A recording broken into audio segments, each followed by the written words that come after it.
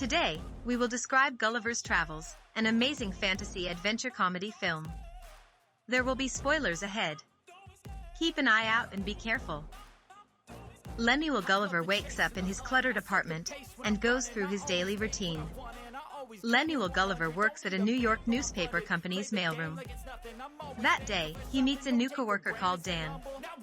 As the two deliver their mail for the day, they run with Gulliver's long-lost love, Darcy Silverman. Later that day, Dan brings out a notice that says he has been promoted to head of the mail department on his first day. Gulliver has been working in the facility for 10 years, but no one respects him. Dan claims that Gulliver is scared to talk and will never progress in life. A distressed Gulliver walks out of the office and notices Darcy working late.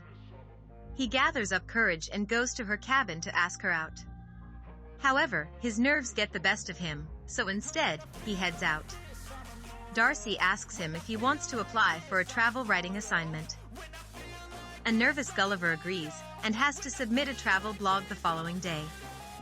He copies and pastes some articles from the internet for his own blog. Darcy is impressed with his writing and assigns him a new job. She wants him to go to the Bermuda Triangle and write about the stories of missing ships. Gulliver agrees to impress her. Darcy finds him a contact and a yacht. He finally sits alone aboard the ship and spends several hours reading how to make a robot publications. Gulliver fell asleep. When he awakens, he finds a big wave in front of him.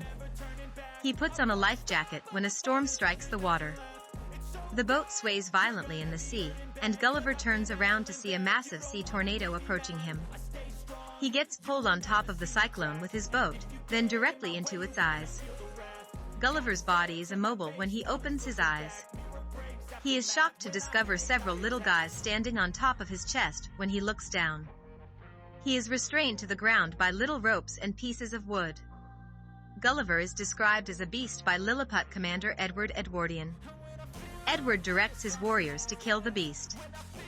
As he breaks the bond and frees himself, the soldiers put their hooks into Gulliver's trousers and knocked him out. He is carried into the royal palace and shown before King Theodore of Lilliput. Princess Mary sympathizes with Gulliver. Jinx, King Theodore's secretary, informs him that he is in Lilliput, the greatest nation on the planet.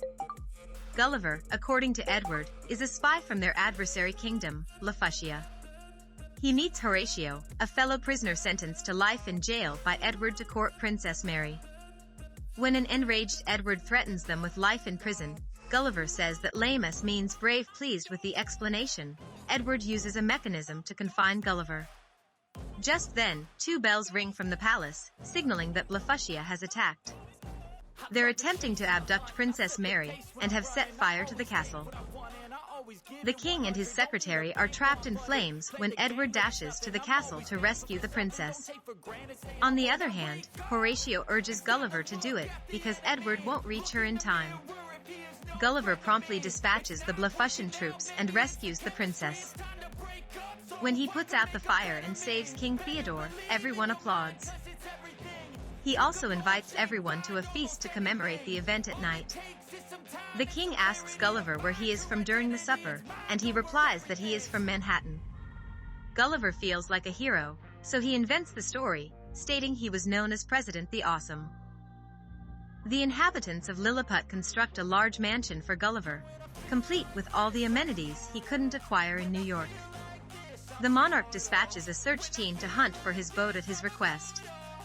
He also orders a large theater to seat everyone in the kingdom. Then he shows them a dramatization of the Titanic's disaster. Gulliver arrives on the spot and discovers that his phone is still operational. Darcy has left him 12 voice messages. She is enraged to have discovered Gulliver's copied article. Gulliver refuses to return to New York and face her, so he remains indefinitely in Lilliput. Edward is displeased with the choice and informs the king that he is skeptical of Gulliver. A jealous Edward disables Lilliput's protection system, allowing their foes Blefuscia to assault more easily. When the Blefuscian learns of this, they immediately attack Lilliput. They arrive in Lilliput by water and shoot cannonballs at the kingdom. As a general, Gulliver now must stop them, and he takes a cautious step into the water and begins splashing it about. The cannonballs are ineffective against Gulliver, who is gigantic in comparison. He eventually beats the Blefuscians and becomes Gulliver's rescuer. The inhabitants of Lilliput create a replica of Times Square for him to feel at ease. Edward storms into the princess's room and believes he has the right to enter. The princess admits that she does not love him and does not want him to continue courting her. An enraged Edward travels to Blefuscia to seek assistance from their monarch. Edward's men have discovered Gulliver's make-your-own robot book aboard the boat. The Blefuscian king offers to assist him in building a robot to confront Gulliver using the book. Gulliver is confronted by a robot-controlled Edward, which drags him up by his pants and forces him to accept defeat. He reveals the truth. The king and princess are astonished that he has betrayed them by lying about becoming president. Edward sent Gulliver to a restricted location known as the island where we dare not go. When he is abandoned, he is scooped up as a punishment by a gigantic little girl. It turns out that the island is home to giants. Gulliver is treated like a toy by the girl, who keeps him in her Barbie house and dresses him in pretty pink attire. Meanwhile, Darcy's body washes ashore on the shore back in Lilliput. Gulliver informed that Darcy is his princess back home. Edward identifies her and imprisons her with King Theodore and his queen in jail. Horatio decides that he travels to that island to reclaim his friend. A U.S. Air Force pilot's skeleton can also be found in the small girl's playhouse. Gulliver escapes and returns to Lilliput by parachute. He meets Darcy for the first time in prison and admits to her that he has a crush on her. She accepts his apology for plagiarizing the paper and appears to be warming up to him. He is no longer interested in proving his bravery, but rather in assisting Lilliput. Gulliver wants Edward to return the kingdom to King Theodore if he succeeds. Horatio rushes to his aid and manages to enter the robot. He defeats Edward from inside, taking control of the robot.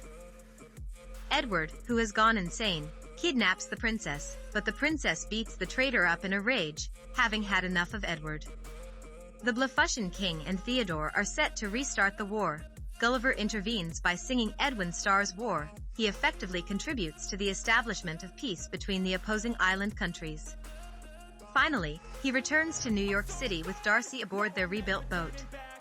After a few weeks, Gulliver has left the mailroom and is now a travel writer. He and Darcy have a good friendship. Gulliver had just finished a travel assignment, and the film concludes with the two walking out of Darcy's office holding hands. So, how did you like the movie? Share your thoughts in the comments section below, and don't forget to subscribe to the channel.